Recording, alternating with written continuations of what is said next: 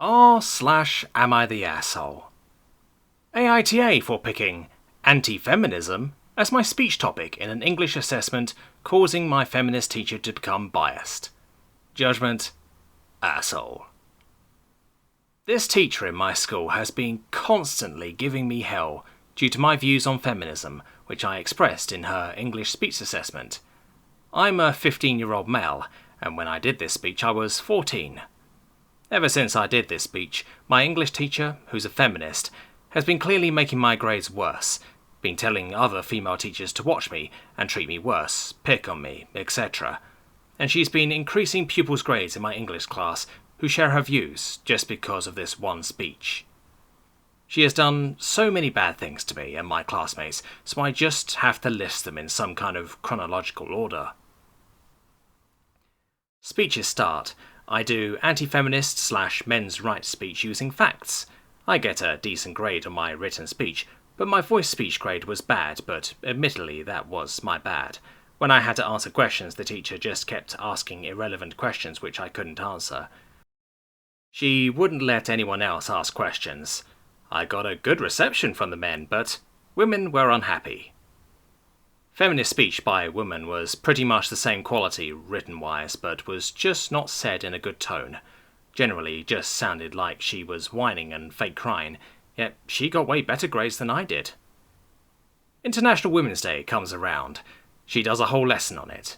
Tells us to pick our female role model in our life. Feminist pupil says Hermione Granger.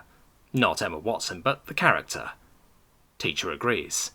I then say, my dog, who was very old at the time and sickly, but she kept powering through it. Teacher says it was an unreasonable choice and disrespectful. Next written assessment comes around and we had to study articles. Both articles were about feminism and women's rights. Absolutely nothing reasonable to write about them, yet again feminist pupils seem to get good grades. Throughout lessons afterwards, teacher singled me out, calling me something similar to a Nazi, can't remember, saying I have strong opinions, just generally nothing kind about me. She seems to look at me strangely. She sits me far away from her in all seating plans for English, even though I would prefer to sit near the front, so I don't have to wear glasses. During all this, females in my year start calling me sexist, racist, a pig, Nazi, horrible person, telling me to delete socials, etc. International Men's Day comes along, and the teacher does nothing about it. We just have a normal lesson studying a book, so with 5 minutes till end of lesson, I make a big deal of it. I start by asking her if she knew it was International Men's Day that day. She said she didn't know. I say it's important to know. She says she didn't know. I say she should have done something. She just keeps repeating herself. She threatens to send me to isolation for disruption if I don't be quiet, so I go quiet and carry on with my work. She makes me stay behind after the lesson and talk to her. She tells me what I did was wrong, and she says she would have done something if she knew about it, but I know that's total BS. Head of English department walks in asking what happened. Teacher shows me negatively. I have to say sorry to get no punishment.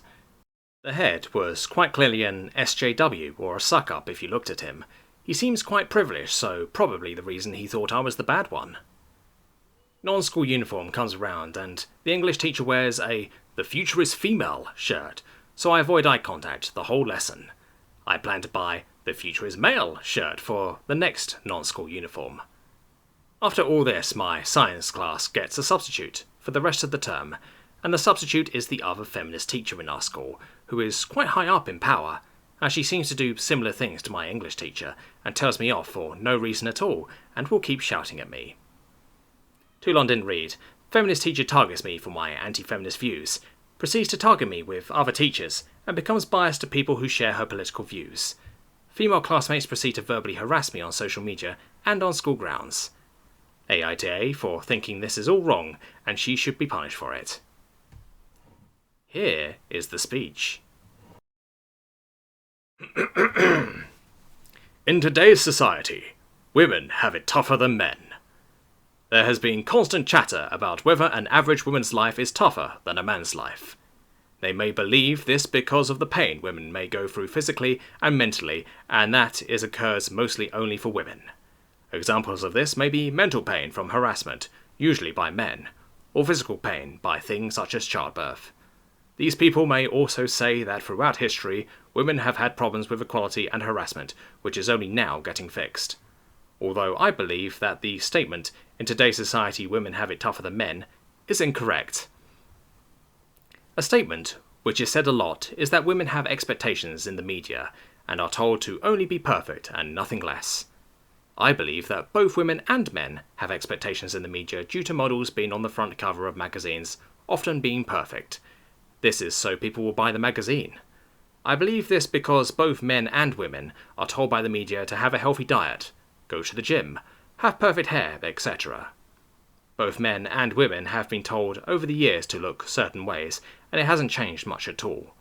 Women also believe that men don't have these expectations, because they never say anything about it, so it must be a normal thing. Many men hate the expectations the media set for men just as much as women hate theirs. There is no difference between how much men and females are expected to look and how much it affects them. If the media didn't set those expectations for their models on their front covers, no one would buy their magazines, and they wouldn't make any money, so they must be set otherwise. These magazines may not exist. Overall, women should not think that the media is trying to make other women look bad, and only them, because men are also being shamed by the media in their front covers and images. The quote may be saying overall women have it tougher, but it may be unlikely they've looked at the facts about what men may have harder. Examples of this are that men are usually selected to do the more physical jobs, which can have harsh long-term effects, or that men are made to not be as open and not cry and be strong, or worse of all, men have a higher suicide rate than women. These issues are not considered when bold statements are made about women being worse off, because some of the things men are worse off for are more substantial, and what problems women have worse than men. If women truly are worse off, how come men can suffer such horrible things which could be fixed easily, but are not, due to women often thinking that their problems need to be fixed first, instead of trying to fix both the men's problems and the women's at the same time? The main problem, suicide being more common with men and mental illness being more common with women, can be fixed by encouraging both sexes to talk about their issues instead of encouraging them not to talk about it, because of men expected to be manly and strong, and women being expected to be perfect mentally and not to have any problems.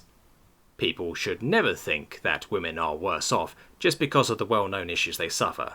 They should always take in consideration how men may have things tougher than women. In the past years, there has been a push for equality. This has affected how women may have been worse off than men. For example, women have started to try and stop harassment in their workplace. Due to this push of equality, the quote has started to become obsolete, as the problems are starting to be resolved. If people hadn't been trying for equality, women may have it tougher for a long time, but as things are starting to be changed, women and men are starting to have similar amounts of troubles. The wage gap is small or non-existent.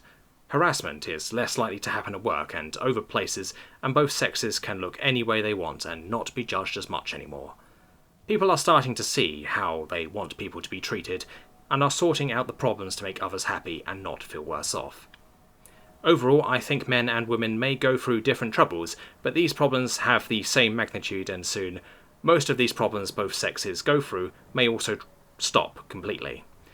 I think some people may agree with the quote because of some of the common problems do face, but I disagree with the quote because of some of the hardships of men being overlooked and not considering when people make these claims of women being worse off.